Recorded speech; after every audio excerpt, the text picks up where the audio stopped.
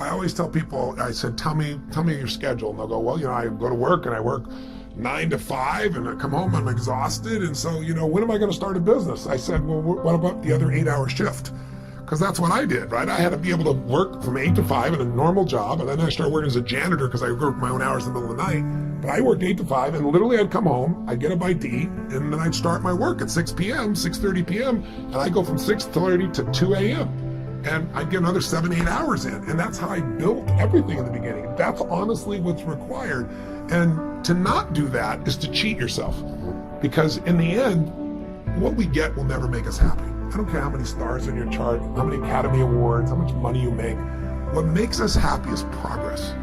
Progress equals happiness. If you're not growing, you're dying inside. If your relationship's not growing, it's dying. If your business is not growing, no business stays static. It's either growing or it's dying. If you're at that plateau, you're going down. You better do something right now. So the mindset has to be, this is the way I live going forward. I am a learning machine because we're living in a world where technology is changing so quickly.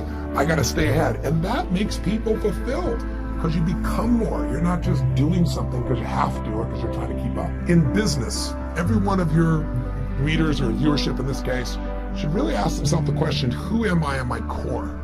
Because we all have different gifts that we can give. And business, I think, other than love, your labor is probably the most sacred gift you can give any human being. Because it's so much of your time, your energy, it's the essence of all you've developed in your life. If you look at it, there's 3 gifts you could give. There's the gift of a specific art, a skill set, an ability, a talent that you have. And many people are artists. They're not just artists like they paint. They have something that they're just so good at, and then they start a business because they go, you know what? I can design better clothing than the person I work for. I can write better code. Of course, running a business is more than just the art of it, right? And most businesses are started by an artist, and most businesses, fail. So if you look at that, you'd say, if I'm an artist, I'm going to struggle because I'm going to want to do my art.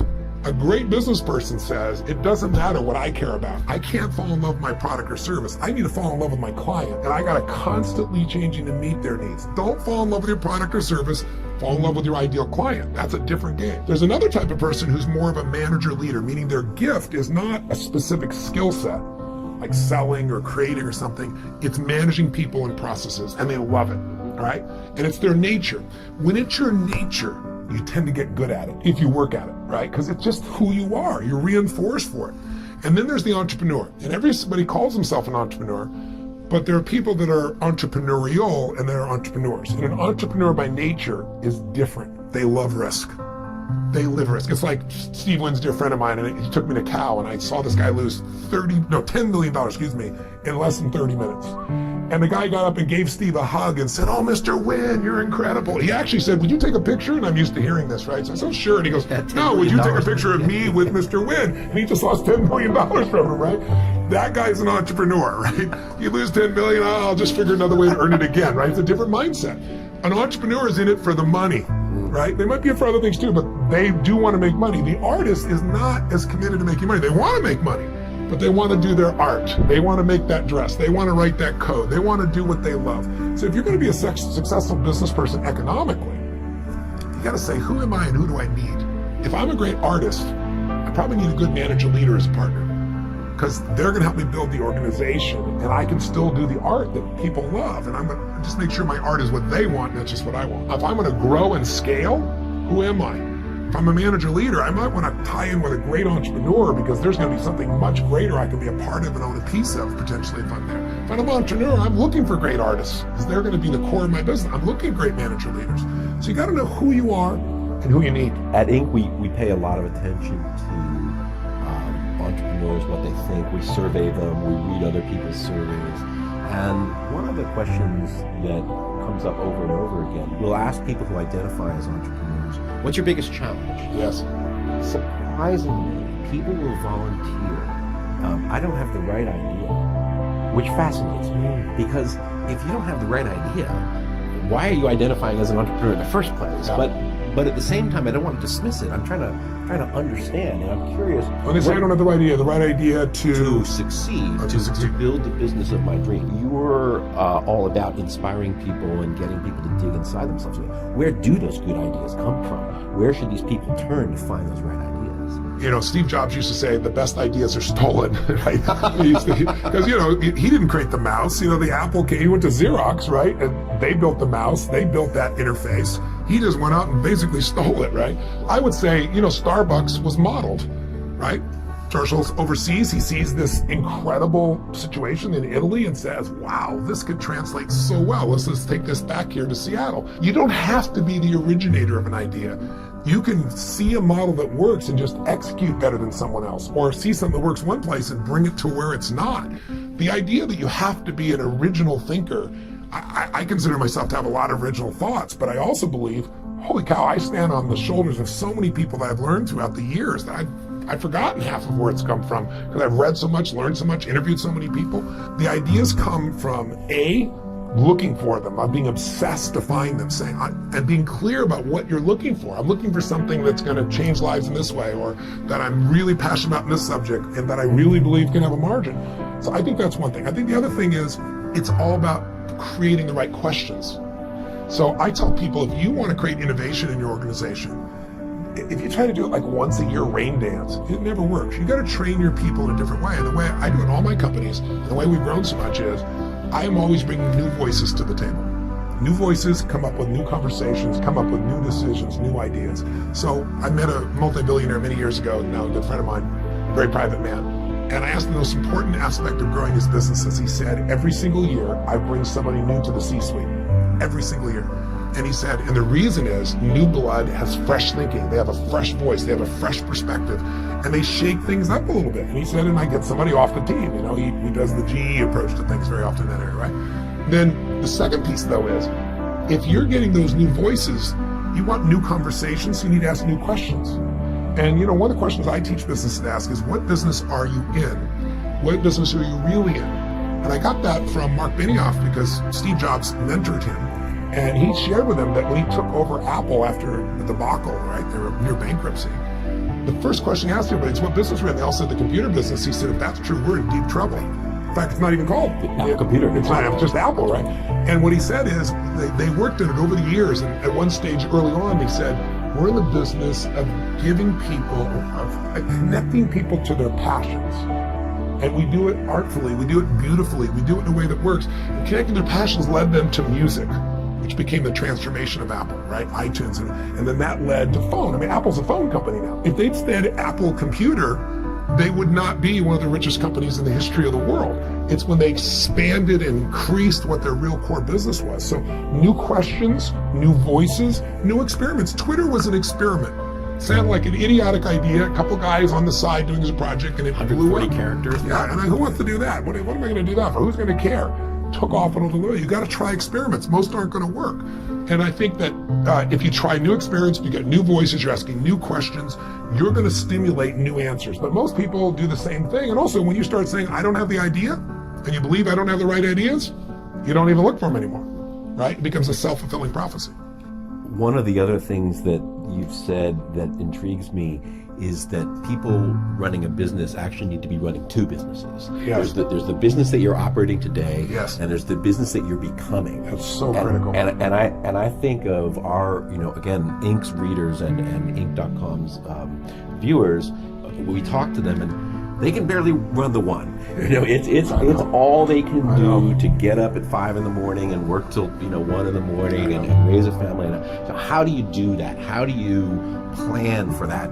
What is in essence a second business, Apple 2.0. Yeah, it's the most important thing I teach all of my employees, all of my leaders, and all my companies. It's like most people want to do the new business, but if you don't take care of the business you have, you got a real problem. And then other people are just like totally focused on this business and not anticipating where you got to go. The way you do it really, truly, effectively is you've got to develop a system where once a week you spend at least 90 minutes with your team. Your team might be an army of 2. Your team might be an army of 20,000. But where you work on the business, not in the business. And you take each stage of the business, you put focus on it, because what most businesses do, if you're really good at marketing, that's what you do lots of, and it keeps you going, and then you get bit on the employee side, or you get bit on HR, or you get bit on accounting, or you get bit on sales, right?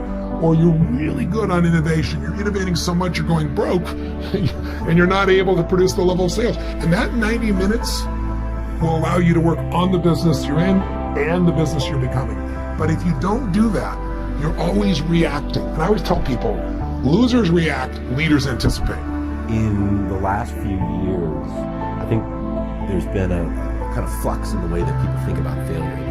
In Silicon Valley, arguably almost a cult of failure. There's this idea that fail faster, Iterate. fail smarter, iterate, fail, launch again. At times it seems excessive.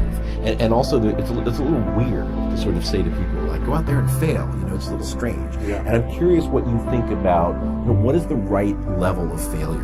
How should someone who wants to be successful think about failure? Well, how should they think about failure? Yeah. They've got to look at it as learning. I mean, anyone who is incredibly successful has failed more than other people. You just don't see it because they got back up so fast and they learned from it, right? That's really how it is.